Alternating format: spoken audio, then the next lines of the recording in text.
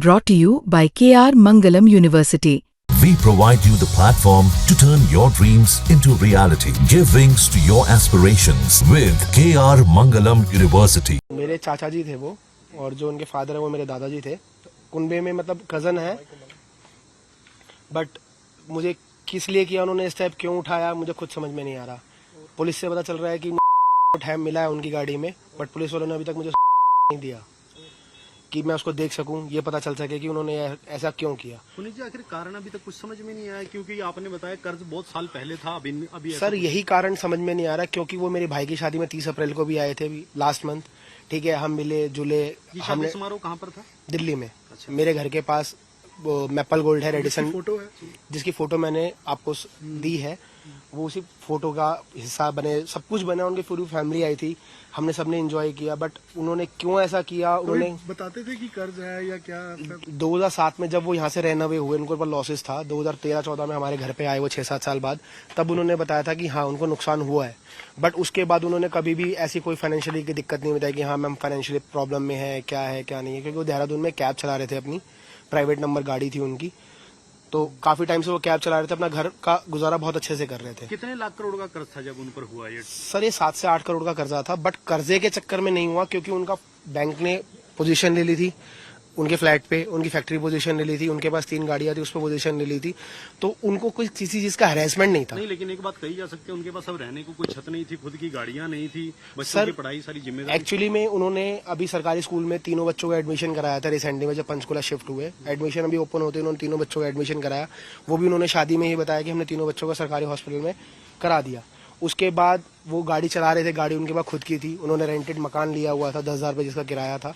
But हमें सिर्फ चाहिए कि ये पता चल सके कि उन्होंने ऐसा किया क्यों। देहरादून कब गए थे और कब देहरादून से आए? सर ये 2007-8 में इनको नुकसान हुआ। पंचकुला से चले गए? पंचकुला से या चले गए बिना किसी को बताए। ये किसी भी रिलेटिव के टच में नहीं थे।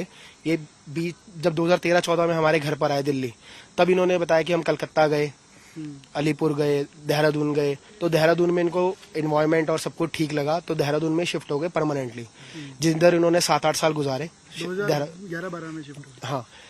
उसके बाद ये 2023 तक देहरादून में ही थे। नहीं, तो आपने पूछा तो होगा, लगातार शहर बदल रहे थे, विस्थापित हो रहे थे, नहीं, कारण क्या था? वो स्टार्टिंग में एक्चुअली में इनको डर था कि कुछ प्रॉब्लम ना हो जाए, बैंक वाले ना कर दे, या जो जिन्होंने इनसे पर्सनल लोन लेकर था वो इस वजह से शिफ्ट हो रहे थे।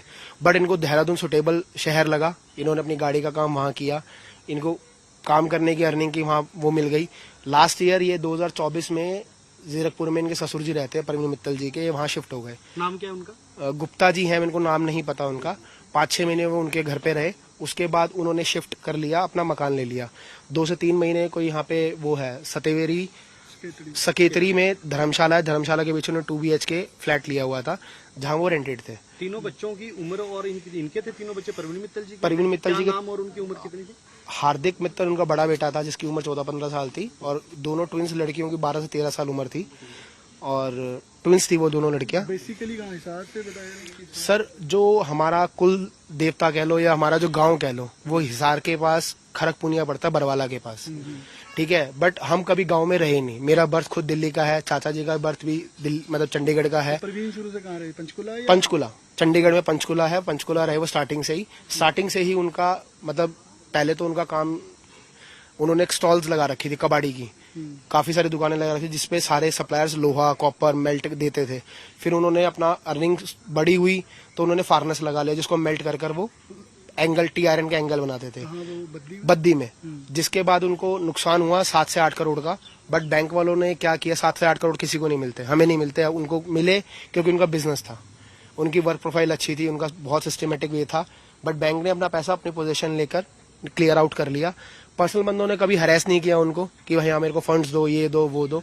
लास्ट ईयर जब वो पंचकुला शिफ्ट हुए, तो जिन जिन के पैसे उन्होंने देने थे वो सबसे मिले जुले कि भाई मुझे काम करने दो, ठीक है, मेरे पास फंड्स नहीं है। तो उन्होंने बोला यार जब बंदा 15-17 साल में आया है, तब नहीं दिए तो अब करके करेंगे भी क्या।